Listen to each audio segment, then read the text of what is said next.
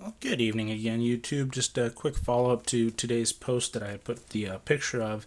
In case you haven't noticed, the Bible scriptures that are being presented on there, the source for where I'm getting the scriptures is coming. This is a Spanish translation of it, but it's from a booklet. It's published every year by Jehovah's Witnesses. It's called Examining the Scriptures Daily.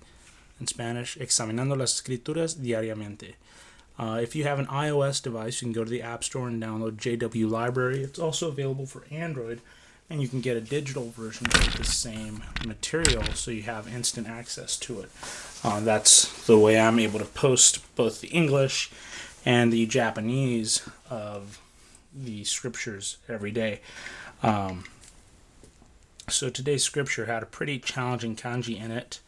It happens to be the kanji for discipline.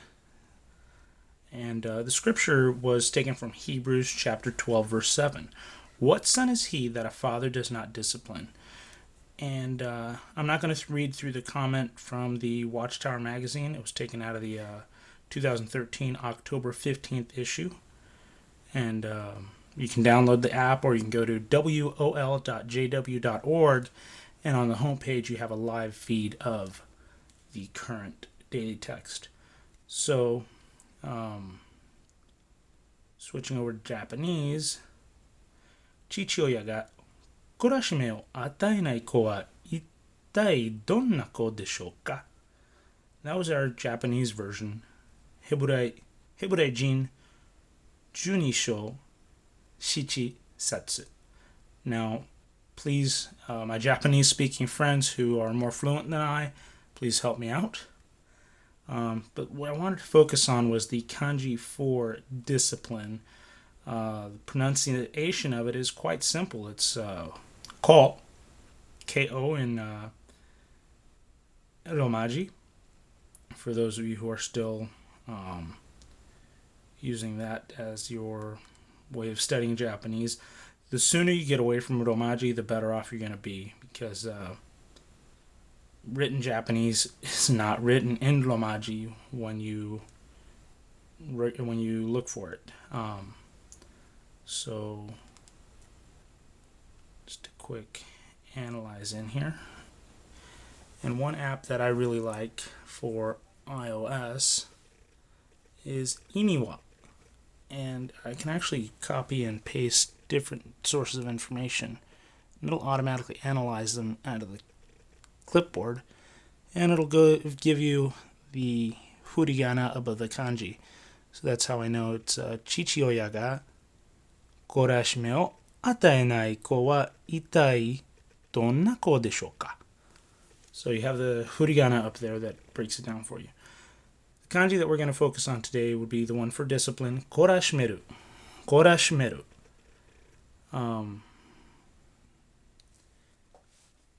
And that is actually the kun reading. Korasu is your dictionary version of a verb.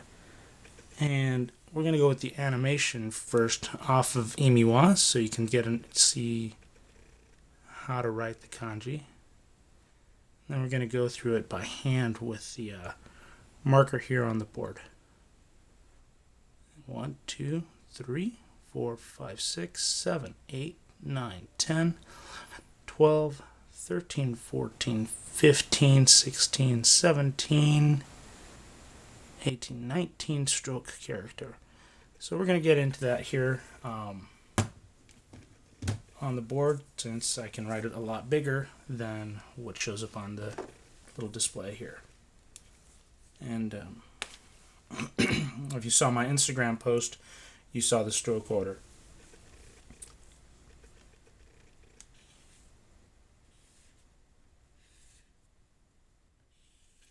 And again, remember, your goal should be to stay inside of a square when you're building your kanji. I'm not going to do the guidelines this time like I did on the first video from yesterday evening. We're going to start over.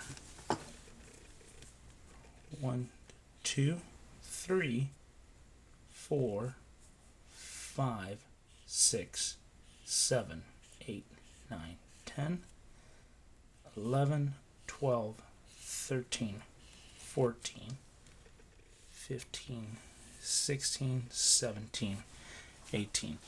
So the kun reading for this, or the so-called Japanese reading, is ko. And it is a verb, so it's never just by itself. You'll always see it followed by its conjugation, which in this Bible verse was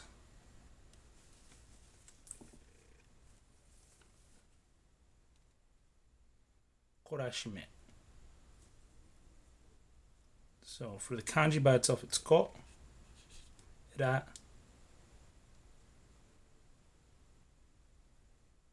And then for the dictionary version of this verb, it's korasu. Korasu. And now our conjugation of the verb, korasu, korashimasu, korashimashita, korashimasen. Sorry, korasamasen deshita. I'm going to double check on that one.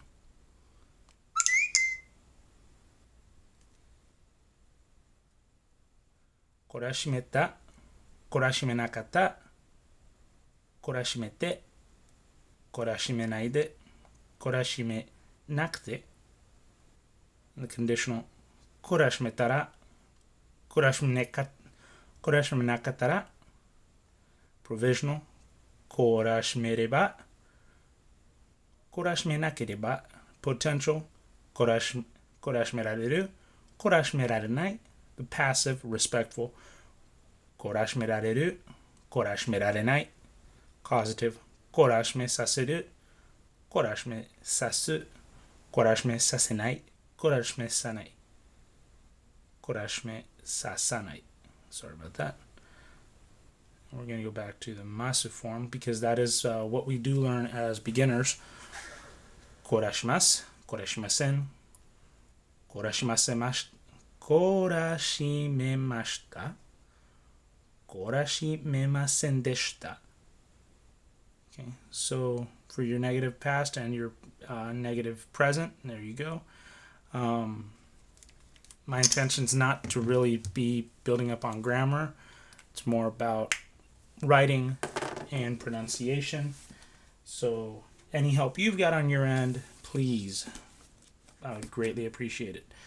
One book that I highly recommend you acquire is Kenneth G. Henshall's A Guide to Remembering Japanese Characters. And the beauty about this one, what it does is it'll actually give you a breakdown in a story form of the kanji. I haven't had a chance to look up ko, but we're going to go ahead and do that right now in the index.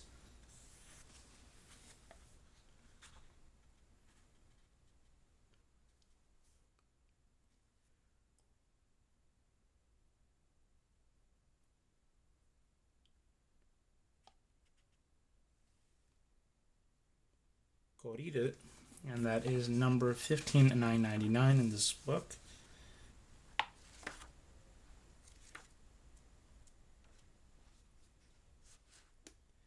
And this particular title is very highly endorsed by many different educators.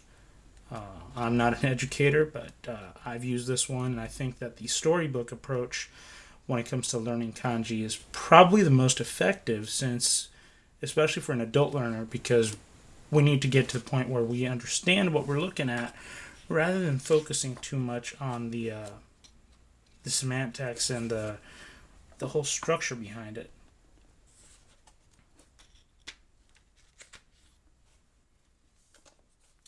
So we have the different pronunciations of that character right here.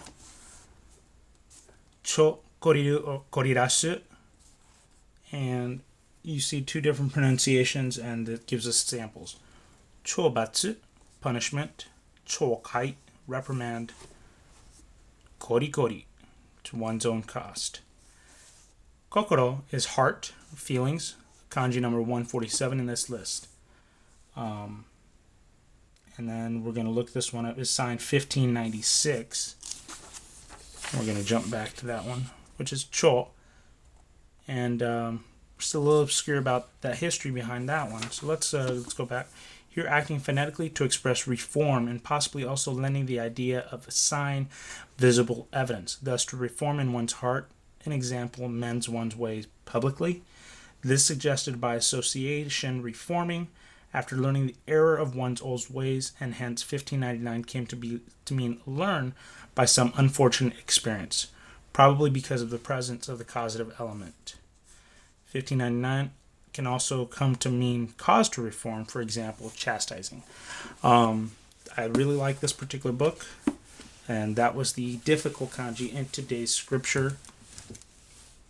Who is the son whose father does not discipline? And in English, let's get back to make sure I'm reading it correctly. What son is he that a father does not discipline? Or in Japanese, 父親が懲らしめを与えない子は一体どんな子でしょうか?